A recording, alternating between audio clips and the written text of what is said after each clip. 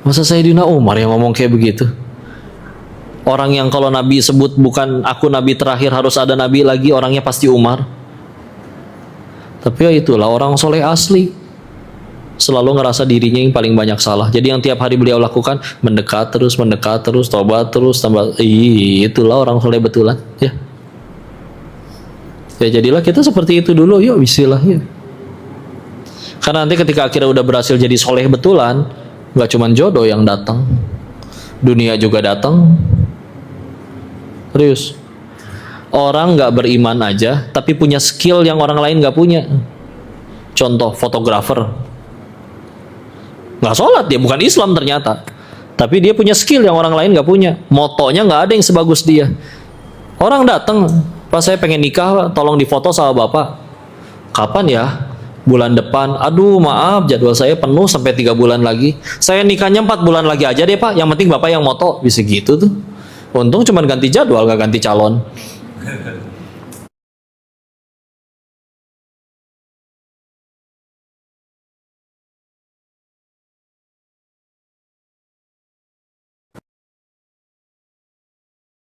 Yang penting bapak yang foto, berapapun saya bayar. Cocok. Ya bismillah. Jadilah seperti itu. Jadilah seperti itu. Jadi ketika kita berharap untuk nanti punya, oh jadi istri itu kayak Khadijah dong. Ya kadang istrinya juga nyeletuk sih, betul juga celetukannya. Ya Khadijah teh suaminya Rasul, kamu Rasul bukan? Ya tapi malah jadi berantem ya. Enggak, harusnya kita bisa mikir, oh pantesan ya Khadijah tuh dapatnya Rasul. Atau gitu, taat kena. Nih, dia bahkan sanggup menurunkan wanita terkaya yang jadi suaminya, bahkan dulu pernah kerja kepada beliau, tapi tetap nunduk, nggak pernah meninggikan suara, dirindukan, masya Allah, nggak pernah, selalu ngedukung, selalu nggak pernah ngebantah, ya. Sampai bahkan ketika akhirnya menjelang wafat kan bilang kepada putrinya, nah sini nak, bahasa kitanya kayak gini ya, sampaikan kepada ayahmu, boleh nggak kalau nanti ketika ibu meninggal, boleh nggak sorban yang biasa dipakai ayah saat sedang menerima wahyu itu dijadikan kain kafannya ibu. Kan kalau bahasa kitanya, kenapa ibu tidak minta sendiri kepada ayah, kepada Rasul? Jawabannya apa? Aku malu, takut semua yang sudah kulakukan untuk Nabi itu tidak cukup. Kan kalau kita ada di situ nyeletuk, bu, punten bunda, nggak cukupnya belah mana ya? Kan bunda dari paling kaya sampai habis semua duitnya buat Rasul. Masa minta sorban second aja nggak berani sih, gitu. Iya kan? Ya itulah luar biasa ya, makanya dapatnya Rasul gitu. Ya. Bahkan ketika akhirnya menjelang wafat, akhirnya berkata, wahai Rasul, kalau suatu saat kau butuh bantuanku dan aku sudah tidak ada, dan kau perlu bantuanku untuk berdakwah menyeberangi lautan sana, gali kuburanku, ambil tulang belulangku, jadikan jembatan untuk kau seberangi lautan menyebarkan dakwahnya Allah. Segitunya tuh, pantas satu dapatnya Rasul. Ya. Nah, seperti itu. Ya Allah pengennya di keluarga. Terus berarti pernikahan sukses itu yang seperti apa? Maka yuk kita lihat Quran surat 66 juz 28 ya. 66 At-Tahrim ayat ke-6. Enak ya nulisnya 66.26 kalau pengen ditulis cepat ya. Saya rasa ini juga semua hafal. A'udzubillahi minasyaitonirrajim. Bismillahirrahmanirrahim. Ya ayyuhalladzina amanu qu anfusakum wa ahlikum nara. Wahai orang-orang yang beriman, jagalah diri kalian dan keluarga kalian dari api neraka ya. Dan ini justru adil. Karena kalau syarat bebas dari api neraka dan syarat ke surga itu adalah harus yang paling banyak duitnya, berarti koruptor yang paling aman akhiratnya. Tapi justru malah paling cilaka. Jadi pernikahan yang sukses itu ternyata bukan yang nanti suaminya teteh naik seekor kuda putih sambil menggigit setangkai mawar, jalannya slow motion. Aduh, di Jakarta naik kuda ketoplak-ketoplak geheng yang ada, Bu. Boro-boro so sweet. Tapi sesederhana yang bisa menggandeng tangan anak istrinya nyampe surganya Allah. Sukses. Ya. Jadi definisi suksesnya harus berubah dulu. Hebat ya suaminya sukses, tapi nggak tahu sumber uangnya dari mana, tahu-tahu banyak duit aja kaya. Ya definisi suksesnya di umumnya juga masih harus diberesin dulu nih. Karena kadang definisi sukses teh ya populer, menjabat, berkuasa, uang banyak, mobil banyak, bagus. Aduh. Kalau memang standar sukses adalah itu, mudah bagi Nabi untuk jadi orang seperti itu. Tapi tahu tidak, waktu Isra Mi'raj, Nabi itu ada riwayat yang menjelaskan Nabi itu dikasih pilihan. Kau ingin menjadi Nabi yang sebagai raja, kita tahu ada Nabi yang jadi raja juga, Nabi Daud, Nabi Sulaiman, Nabi Yakub, atau Nabiyan Abdan, jadi Nabi yang sebagai hamba. Nabi pilih apa? Karena ingat doanya Nabi Sulaiman, supaya tidak ada yang punya kerajaan lebih besar lagi daripada dirinya, Nabi memilih Nabi sebagai hamba. Dan memang warisannya Nabi ternyata bukan harta. Padahal kalau dibilang kaya, Nabi kaya, 1/5 harta rampasan perang milik Allah dan Rasulnya. Tahu sendiri maharnya waktu nikahin Khadijah sebanyak apa. Tapi Nabi meninggal itu dalam keadaan baju perangnya lagi digadein ke orang Yahudi. Berarti Nabi meninggal hutang dong, nggak namanya gade. Ketika orangnya wafat, maka ya udah, untuk supaya hutangnya lunas, barang gadeannya jadi milik si orang yang diutang. Ya nggak punya utang dong berarti. Nggak warisin harta, karena warisannya ilmu. Makanya pewarisnya para nabi disebutnya warasatul anbiya itu adalah ya para ulama, karena ngewarisin ilmu. Ya. Kali ya, itu udah yang berhasil nyampein ke surganya Allah. Proses istilah, ya. Maka salinglah yuk. Kita udah mesti bisa mikir nanti mudah-mudahan. Ini simpen dulu aja.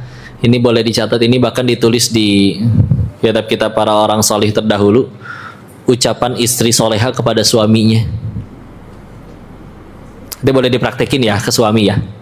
Suami sendiri, tapi jangan suami orang, kan bahaya nanti ya. Wahai suamiku, kami, maksudnya kalian istri dan anak-anak ya. Jadi istri ngomong ke suaminya nih, wahai suamiku, kami tahan pahitnya kelaparan. Yang kami tidak tahan adalah panasnya api neraka. Maka tolong jangan sekali-kali kamu pulang bawa yang haram ke rumah ini. Ih, ajib, Masya Allah. Nggak tahu ya, di telinga wanita itu terdengar seperti apa, tapi di telinga laki-laki itu kayak, ih ajib amat ini kalimat, kata saya teh. Karena pun dan contoh-contoh ya, Bu, laki-laki hari kadang tidak seindah yang dia bayangkan. Dagangannya belum tentu laris, atasannya bisa jadi nyebelin, bawahannya bisa jadi kurang ajar, pelanggannya bisa jadi nggak balik lagi, seolah dunia sedang memusuhinya. Tapi laki-laki, dia bisa tenang ketika ingat satu hal, setidaknya meskipun dunia memusuhiku, akan ada tetap satu wanita yang tetap mentaatiku apa adanya. Siapa itu? Teteh di rumah. Bayangin perasaan pria seperti itu, begitu nyampe rumah suara istrinya lebih kencang dari sound horek, repot itu ya. Senyumnya agak menjiwai bapak ya, Masya Allah. Masya Allah. Serius, lapar itu bukan sesuatu yang, lapar tuh nggak hina loh. Saya ngaji kitab, tahu sendiri, Darut Tauhid kan ngaji kitab Al-Hikam kan. Ingat tidak? Nggak tahu, udah pernah sempat bahas ini belum? Di Al-Hikam itu ada kutipan, ada persamaan dari 4 persamaan dari semua wali-wali Allah yang pernah beliau temui. Ya. Jadi orang soleh ini bertemu dengan orang soleh lainnya sampai beliau yakin ini walinya Allah nih, kekasihnya Allah. Salah satu persamaan dari mereka semua adalah mereka semua lebih sering lapar daripada kenyang. Orang soleh betulan pasti senang puasa dan lebih sering lapar. Nabi juga lebih sering lapar daripada kenyang. Sampai dibayangin, Ada riwayat yang menjelaskan di tahun ke-7 Hijriah setelah menang perang Khaybar, sahabat tuh ada yang sampai berkata kayak gini, baru kali ini kami merasakan kenyang itu seperti apa. Dan itu secara harafiah. Saking kurang itu biasa kira-kira. Di kitab Riyadhus Shalihin pindah Imam Nawawi sampai dikutipkan hadis menceritakan bahwa ada orang yang lagi sholat pingsan gara-gara saking kelaparannya. Dikira orang gila, ayan atau apa, diinjak kepalanya karena dulu dianggapnya nyembuhin orang ayan tuh diinjak kepalanya ya. Maka terus ternyata dia kelaparan, pingsan. Apa komentar Nabi? Kalau orang ini tahu surga senikmat apa yang menantikan dirinya karena sakit, karena laparnya itu, niscaya dia pengen lebih lapar lagi daripada itu. Lapar nggak hina kok. Dan Koko masih kenal orang-orang yang lebih pilih lapar daripada ngambil yang haram. Mereka tetap jauh lebih mulia daripada koruptor-koruptor itu. Ya. Jadi jangan dianggap kita lapar, enggak, bismillah, bismillah. Ya, itu bukan kehinaan. Atau dibaliklah. Kadang hari bagi suami itu indah. Wah, pelanggan balik lagi, karyawan memuji, atasan mengagumi. Kantong kanan 300 juta, kantong kiri 200 juta. Yes, akhirnya bisa jajanin si mamah gelang nih. Mah, beli gelang sana sampai kelek kalau perlu ya. Sah jalannya ya. Tapi begitu nyampe rumah, istrinya malah gebrak. Ma, ini ada uang, maaf ada titipan, cuma 500 juta. Istrinya malah kayak gini. Pak, kamu yang bener aja dong. Kamu pikir cukup apa duit segitu? Matamu lihat tuh tetanggamu di sebelah. Dia tuh bawahan kamu, Pak. Masa mobilnya bagusan dia sih daripada kamu? Fikir dong, Pak, fikir. Bagus nggak acting saya? Hati-hati, saya ngambilnya dari film azab itu. Ya. Punten. Hancur. Kadang laki-laki kalau udah soleh betulan itu mau satu dunia mencintainya, tapi begitu nyampe rumah satu-satunya wanita yang seharusnya paling taat kepada dirinya secara syariat, malah justru yang paling sering ngomelin, caci maki, banding-bandingin, hancur. Itu hari tersedih bagi dirinya. Atau dibalik satu dunia membenci, dia bisa tenang karena ada tetap satu wanita yang mencintaiku apa adanya. Udah cukup, gak peduli tetangga mau kayak gimana. Kalau bayangin begitu nyampe rumah ternyata, aduh ya Allah, sing sabar. Jadi ngelihatnya kudu gimana? Yang ngelihat pasangan itu nggak cukup sekedar hak dan kewajiban.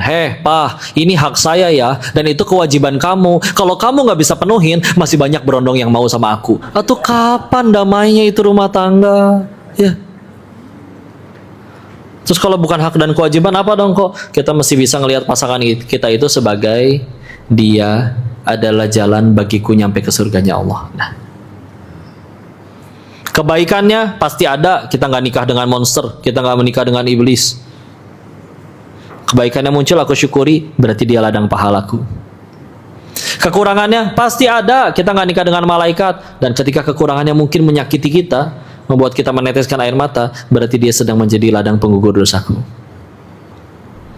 Berarti selagi aku bersamanya, yang ku dapat cuma dua, satu pahala, dua penggugur dosa. Bukankah itu dua tiket utama ke surga? Maka kalau selagi aku bersama mau aku ngambek wae, mungkin akunya aja kali yang belum pengen ke surga. Sing kalem, ya. Kalau sore ntar lagi duduk di teras, tahu-tahu ngelihat istri tetangga, istri tetangga mah cuma dandan doang, tapi kok uang jajannya lebih gede, ngambek suami itu. Mending Pak kalau bandingin sama tetangga. Sekarang mah kita dibandingin sama drakor Pak. Gimana menangnya? Habis kecelakaan juga masih glowing di drakor mah. Ada alien glowing, ada preman glowing, Vincenzo namanya. Ya. Gimana? Udah saling. Nanti setelah punya pasangan, perhatiin kalau dia lagi tidur. Meskipun tidurnya sambil celangap gitu ya. Ya Allah, wanita ini ya Allah, dia punya sekian banyak orang yang rela mati demi dia bahagia ya Allah. ayahnya, ibunya, adik-adiknya. Tapi atas nama syariat dia tinggalin semua orang baik itu demi dampingin aku, laki-laki yang baru dia kenal. Pasti lebih lama kenal ayahnya dong daripada kenal suaminya. Maka kalau selagi bersamaku dia hanya tersakiti terus-menerus, serius aku laki-laki yang seburuk itu. Itu baru jiwa qawamah, harga diri, ya. Serius. Ada laki-laki yang bisa nggak jadi selingkuh bukan karena nggak ada pelakor cantik, bukan. Tapi dia ingat, ya Allah, istriku juga bisa kalau mau berkarir, dia juga kuliah kok. Tapi dia rela tinggalin itu semua demi ngelahirin 4, 5 anakku, dan dia kehilangan kemolekan tubuhnya. Dan setelah dia melakukan itu semua, aku tergoda oleh ini, anak magang yang baru ini. Serius aku laki-laki sehina itu? Enggak. Aku nggak mau jadi pria sehina itu. Tuh baru harga diri. Sayangnya sedikit laki-lakinya, ya. Ada ya tuh, ya. Tapi gitulah, ciri akhir zaman memang begitu. Perempuan lebih banyak daripada laki-laki. Sekarang masih 1:4. Ada hadis yang menjelaskan bahwa nanti hari akhir 50 kelahiran, 50 perempuan, laki-laki 1. Coba gimana? Yang pada punya kuota 4 aja nggak diambil semua, ya. Ini gimana saat harinya nanti 1:50? Udah sama perempuannya 50, lelakinya 1. Udah sama lelakinya 1, nggak suka cewek lagi, repot, ya. Ya itulah makanya tadi di awal kabar baiknya, ya syarat ke surga nggak harus punya jodoh. Selagi soleh betulan di hadapan pencipta jodoh, mati nyampe surga ada jodohnya pasti. Ya, tenanglah. Bisa jadi, ya Allah, nanti hari itu begitu capek, Bu, suami kalian nanti, ya Allah, dia juga di jalan mungkin udah nangis, ya Allah, dagangan sepi, ya Allah, aku aja yang lapar, ya Allah, jangan anak istriku. Nyampe rumah juga terkulai, lesu, langsung nyamperin, kenapa sayang, maaf, cuma dapat segini, udah mama sama anak-anak aja yang makan, aku mah nggak usah, papa nggak lapar. Bohong itu. Itu saat yang terbaik untuk meluk, terus ucapin kalimat yang tadi, nggak apa-apa sayang, kalau sekedar lapar mah kami tahan. Yang kami nggak tahan itu adalah panasnya api neraka. Ini halal kan? Kalau ini halal kita syukuri sama-sama yuk. Makasih sayang udah berjuang untuk kami. Oh, itu cara menangin hati laki-laki yuk. Makanya Nabi cinta banget sama Khadijah, dihargai betul meskipun kayaan istrinya, ya. Karena kalau kita ngelawan sama kerasnya, laki-laki itu cenderung menanggapi dunia tuh dengan serius. Maka ketika akhirnya seharusnya yang paling taat malah berontak, dia nganggap kita jadi lawan, menganggap ibu jadi lawan nanti. Justru makin feminim, makin menunjukkan kelemahan. Kalau dia pria betulan, kan bawaannya pengen melindungi. Ya Allah, dia buka toples aja nggak bisa, ya. Padahal mah acting. Kalau lagi nggak ada si bapak ngangkat galon. Ya. Bismillah, ya. Ibu tahu Dr. Zaidul Akbar? Saya harus pinjam kalimat beliau, ya, karena beliau yang dokter. Jadi begini, beliau di kajian beliau, kok pernah dengar? Beliau lagi di pesawat, lagi di bandara nunggu naik pesawat. Ya ada ibu-ibu nanya, dan memang satu tujuan ya pesawatnya. Jadi sambil nunggu ngobrol, dok, suami saya sakit ginjal, ya. Kenapa ginjal? Kenapa ginjal ada 2? Karena kalau satu ganjil, ya ini nggak penting ya. Dan jangan, ini malah makan bapak-bapak, ya. Maka dok, suami saya sakit ginjal. Ya dokter jawab, minum ini bu, makan ini bu, pola hidupnya gini bu, jangan begini bu, lain-lain ya. Semua sudah dikasih tahu dari sudut pandang medis. Istrinya jawab, semua sudah kami lakuin dok, tapi masih sakit. Maka akhirnya dokter dadulnya nanya kayak gini, bu, karena semua udah dilakuin tapi masih sakit, saya pengen izin tanya ya, tapi ibu jangan tersinggung. Silakan dok, tanya aja. Bismillah. Datuk Zakidul Akbarnya nanya kayak begini, Ibu, bagaimana sikapnya terhadap suami? Nangis si ibunya. Iya dong, kadang saya suka marah-marah, banding-bandingin, nggak ngehargain. Saya juga tahu dia capek, cuman ya kadang saya capek, saya kelepasan. Ya kadang mah bahasa sih, bahasa doang. Saya yakin kok namanya sayang mah pasti sayang, namanya udah hidup bertahun-tahun. Ya. Kadang-kadang kita bahasa tuh penting. Sebagaimana kadang wanita minta untuk ada ucapan aku sayang kamu. Kadang bagi laki-laki juga bahasa. Ini contoh ya. Suami ibu punya gula. Dia juga udah seharian nahan gak minum yang manis-manis. Tapi begitu nyampe rumah di dapur, ditemukanlah di meja ada Thai tea brown sugar boba, ya kan? Ya. Tinggal seperempat itu juga punya anaknya bekas, ya. Celingak celinguk nggak ada siapa-siapa nih, diminum. Baru sekali seruput, ibu muncul. Minum apa itu barusan? Hah? Kamu sadar gak sih kamu tuh punya gula? Nanti kalau sakit gimana? Kan yang repot mama juga. Senang bukan nyiksa aku. Emang udah gak pengen hidup sama aku lagi? Hah? Kalau gini mah kita bisa aja. Apa sih bu? Baru juga minum. Rembetnya kemana-mana. Ya. Ganti atuh bahasanya. Saya tahu ibu sayang. Cuman gak perlu pakai urat ya. Emang bakso ya. Pakai urat wae ya. Ganti gimana misalkan contoh. Kalau mau nyontoh silakan. Suami minum, seruput. Ih, lagi apa ganteng acu? Oh, meniraos. Inget nggak papa? Papa kan punya gula. Nanti kalau diminum nanti atit. Kalau atit nanti mama cedi. Ya geleh juga sih, nggak gitu juga bu ya. Nggak gitu juga ya. Tapi tanya nih ke laki-laki ya, Pak, lebih senang ditegur cara pertama atau cara kedua? Kedua tuh, ngomong duanya kayak pelan-pelan. Satu bahasa bu, ya Allah. Arius. Salah satunya nilai lebihnya Ibunda Khadijah kan nggak pernah meninggikan suara di hadapan suami. Dan begitulah. Kadang dia cuma perlu makasih apa udah berjuang untuk kami, terbang itu ke langit. Bismillah, besok semangat lagi nih nyari duitnya, siap banting tulang karena ternyata tukang daging ya, jadi banting tulang. Gitu dah, lika-liku aja gitu itu mah. Jaga bahasa, ubah sudut pandang, dia adalah pasangan. Jadi alhamdulillah ya atas izin Allah.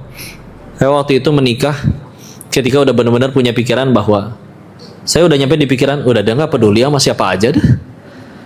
Kalau baik disyukurin dia ladang pahala, kalau nggak baik nyakitin saya berarti jadi penggugur dosa. Ya udah, saya mah emang bakal mati. Nabi Adam diusir dari surga, dosanya 1. Kita pengen ke surga emang dosanya 1. Berarti saya pengen ke surga kehalangan dosa sendiri. Yang saya perluin pahala dan penggugur dosa. Nah, ya udah mau kayak gimana aja, terserah lah udah. Yang penting jadi pahala, jadi penggugur dosa. Ya, cantik ya bonus berarti alhamdulillah. Ya. Enggak nggak berani so ganteng kayak pantas dapat yang cantik aja. Udahlah terserah. Ya. Ya ketika kayak mikirnya kayak gitu, ya udah tapi rapat kerja nasional Sadarut Tauhid, Koko wakilin cabang Surabaya. Udah gitu ada yang wakilin cabang Medan. Itulah Teyunda ya. Itu pertemuan pertama. Pertemuan kedua saya ngadap ke bapaknya. Pertemuan ketiga akad nikah. Udah nggak banyak drama. Kalau jadi buku cuma 3 lembar. Gitu doang ya. Istilah.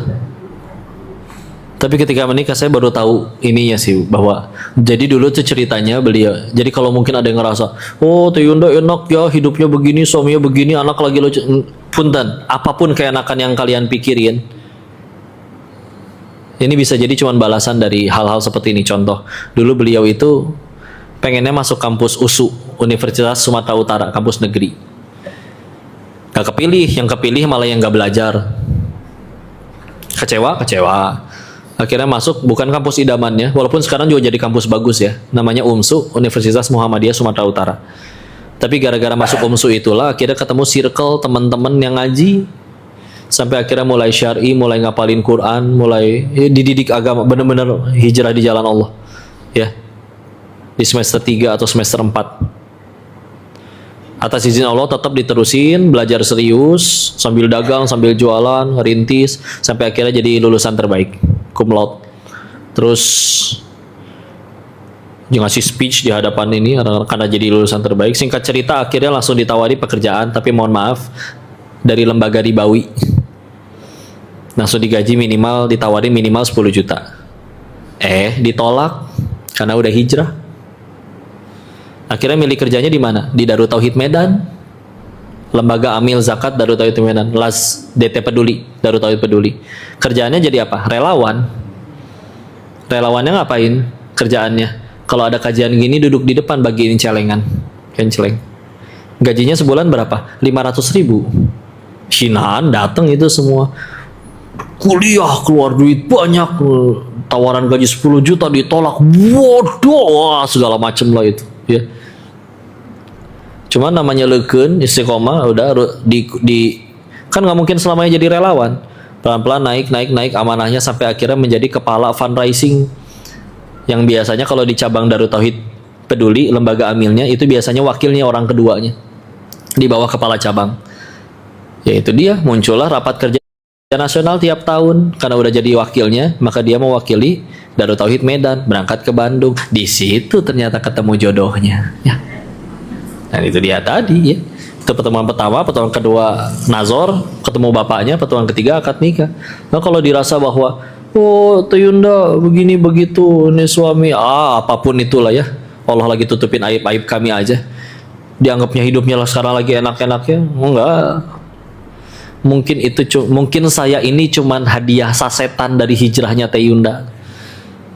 Karena hadiah utamanya tentu iman, hidayah. Kalau mungkin ternyata masuk kampus yang dulu diidam-idamkan, mungkin sekarang kerjanya mohon maaf di lembaga ribawi, mungkin bahkan gak menutup aurat, mungkin aja pacaran, nggak tahu ya. Ngobrol selidik-selidik lagi. Dulu ibunya beliau jualan mie goreng depan rumah, tapi dekat kampus itu ada kampus Akper, Akademi Keperawatan, calon-calon perawat ya. Kuliah di situ, datanglah di malam hari sekitar 3 sampai 4 orang dengan jujur berkata, "Bu, kami lapar, tapi cuman ada 3.000 perak." Sama ibunya Teh Yunda dimasakin, bahkan dibungkusin. Beres itu, Yunda keluar masih kecil. "Ma, nggak rugi dagangnya kayak begitu?" Dijawabnya, "Gak apa-apa nak, itu anak rantau. Mudah-mudahan nanti kalau anak mama di tanah rantau juga banyak ditolong orang." Teh Yunda ikut saya ngerantau nikah. Sebelum akhirnya sekarang alhamdulillah orang tua beliau udah pada ikut pindah ke Bogor. Tapi sebelumnya ngerantau, dan kami demi Allah banyak ditolong orang. Maka punten, bisa jadi semua kebaikan yang kami alami, mudahnya rezeki, ada ujian popularitas apa segala, apapun lah itulah ya, bisa jadi itu cuman balasan dari sedekah 3.000 peraknya mama. Nggak ada yang tahu. Maka teruslah jadi orang baik, karena nggak ada yang sia-sia. Sekarang pun bahkan masih belum menikah misalkan, ya nggak apa-apa. Toh kalau misalkan kita berbuat baik, tahu-tahu ada suara dari langit, "Saya terima amal yang ini, mau dibalas ke siapa? Pengen ke kamu atau siapa?" Buat anak kadang. Kita mau orang tua lebih sayang ke anak istilah. Tapi itulah pentingnya jadi orang baik. Jadi jangan pernah berpikiran, kok jadi orang terlalu baik tuh nanti dimanfaatin, makanya jadi orang jangan terlalu baik. Enggak.